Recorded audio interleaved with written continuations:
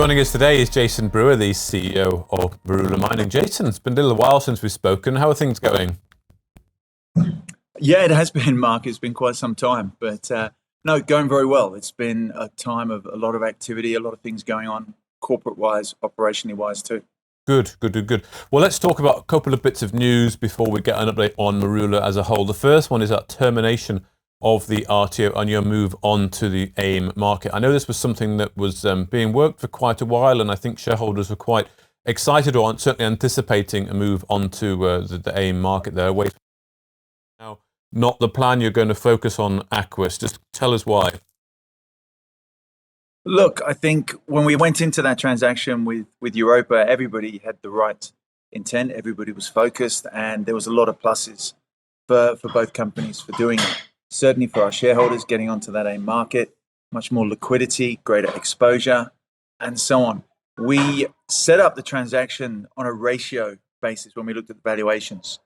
And the reality, I guess, came that as time went on, and with some of the transactions that we were progressing, we actually started to feel that we were giving up too much to the Europa shareholders. Okay. Like I say, it was done on a ratio basis, not on a relative valuation or a valuation basis. So, end of the day, the benefits that we would get, being the AIM listing, the JSE listing, let's not forget that, which they had, and also some quite significant tax losses for which they'd had a tax opinion as well. The reality was that I would prefer to have seen that value kept for Marula shareholders rather than given up a large portion of that to the Europa shareholders. Okay.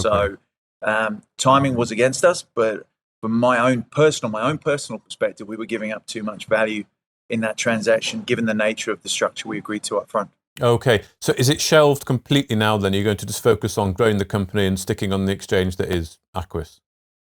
I think our focus, which a lot of our shareholders want us to be clearly aiming at, is getting these 3-4 mining operations into steady state operations. Then we look at what market is best for us to be presented on. Okay. Whether that's Aquis, AIM, Mainboard, JSE, NSE. We just need to demonstrate that a lot of the things which I've talked about for several months actually are coming into fruition, and that positive cash flow is coming through. Okay, fair enough. Well, let's talk about then some of the changes at the corporate level and then onto the project. So you've appointed a few board members here. First of all, Alfus Neton, I hope I've said that correctly, as COO, Martin Westerman and Boniface Mtibi. Again, I don't know if I've got that right, Jason. They're all company directors. So just talk us through these appointments and what that means for the company as a whole.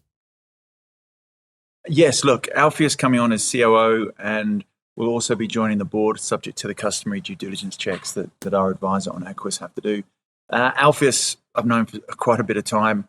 We obviously did the South African Manganese up there in Northwest Province very late last year. A great person in the industry there, a great person, similar kind of work ethic, similar drive, energy.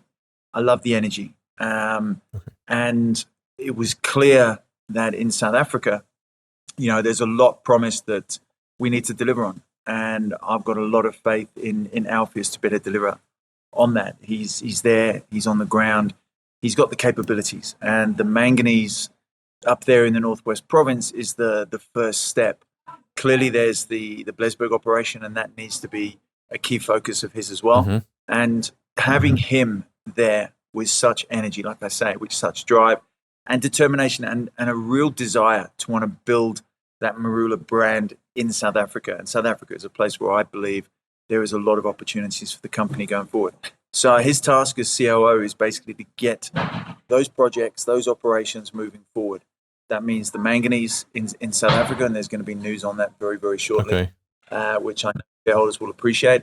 And Blesberg, where we're due to obviously finalise the black economic impairment transaction to allow that mining right to be issued and the large-scale activities there to commence, and so on. So getting Alfus on board was a great deal for all of us, and I think his rapport as well with shareholders will demonstrate the sort of direction that I hope we get to in South Africa.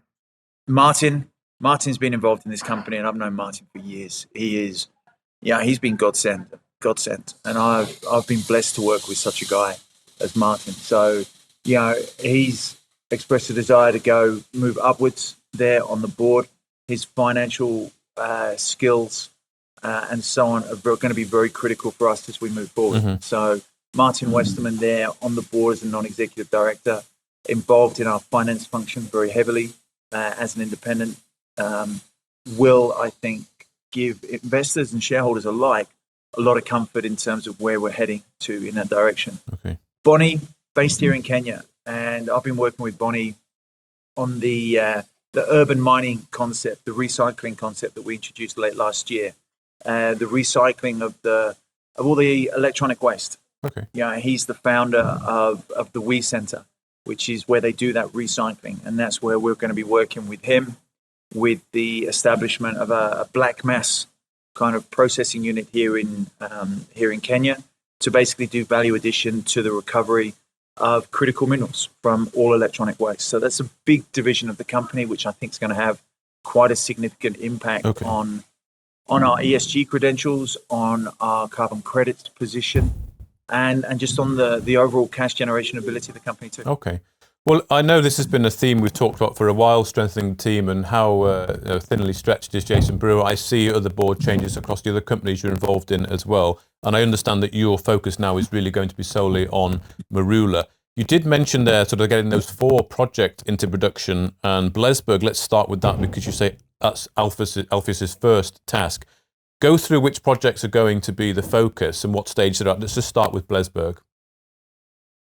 Well, look, let's start with the manganese in Northwest Province first, because that's the one that he's obviously very instrumental with, given his involvement there, and that's how he got immediately directly involved just in the last quarter of 2025 with the company. Manganese, large open pit conventional mining operation, exporting a 38% product. That was where we had anticipated starting production just before Christmas break. We pushed it back to this month, and that is for a strategic announcement which will come out in very short course. A consolidation of our activities up there and an expansion that utilizes plant and existing infrastructure. So manganese is his first priority, and the ability to deliver into an offtake agreement that we anticipate being signed certainly over the course of the next 2 weeks. Is that the Kilifi one? No, that's the Northwest Province manganese, Tonto Tshipi. Okay, a very good existing resources, mining rights in place, operation ready. Okay. And I think that's the key thing, operation ready. So this will really test Alfus's capabilities to bring that operation very firmly and very quickly into production. Blesberg, as I said, we had the mining permits there, 2 small mining permits, which extended just over the existing stockpiles of waste material from the previous mining of the tantalum. Mm-hmm. We had applied and were granted that mining rights late last year. We submitted the cash deposits as part of the environmental bonding. The final part of that process is the Black Economic Empowerment transaction, which Henk van Zyl, the operations manager down there, myself, Martin, and Alfus have been working on. That'll be finalized over the course of this quarter. Once that's done, we move into that large-scale open pit mining there at Blesberg. Okay. That's targeting both the lithium, the tantalum, the feldspar, and then obviously you've got the adjoining license, which is Northern Cape lithium and tungsten. Tungsten's obviously flying, a very critical mineral, very high grade, former operations there, several of them, and there is some exploration activities which will commence this quarter, which will look at how we better delineate the resources and the capabilities there. So Blesberg and the manganese at Tonto Tshipi, the 2 key focuses for Alfus in South Africa, and the anticipation that the first of those to be producing this month will be Tonto, and with export deliveries into the international markets taking place very shortly. Okay, and then the other projects then, so we've got Kinusi Copper? You've got Kinusi Copper up here in East Africa, so you kind of look, you've got a bit of a competitive edge between South Africa and then you've got East Africa. Here in East Africa, you've got Kilifi, which is the manganese here in Kenya, and you've got Kinusi in the Dodoma region of Tanzania. Kilifi has been quite a frustration over the past several months.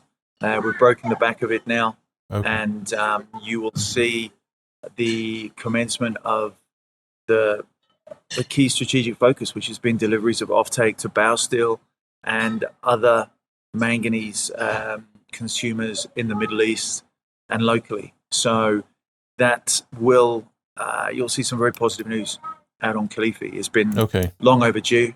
It's been something which has been a frustration to all involved.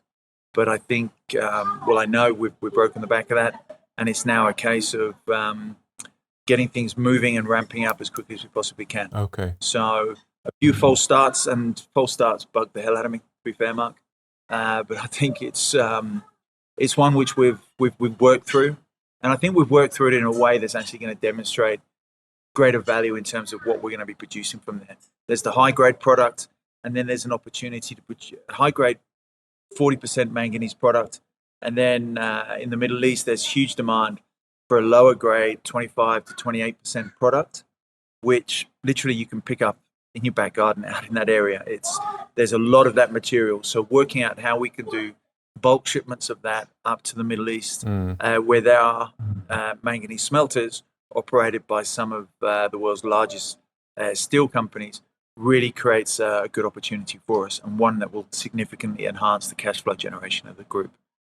Kinusi, again, bit of a frustration there. There was obviously challenges over the period of the elections in Tanzania, given some of the unfortunate situations that many people saw. That's been addressed. Maremi from Takela was up there, just came back yesterday. He's actually gone down to Cape Town to the Indaba conference there. We've got to progress that funnel deliveries through to the key offtake partner, and that is something which we'll be pushing through.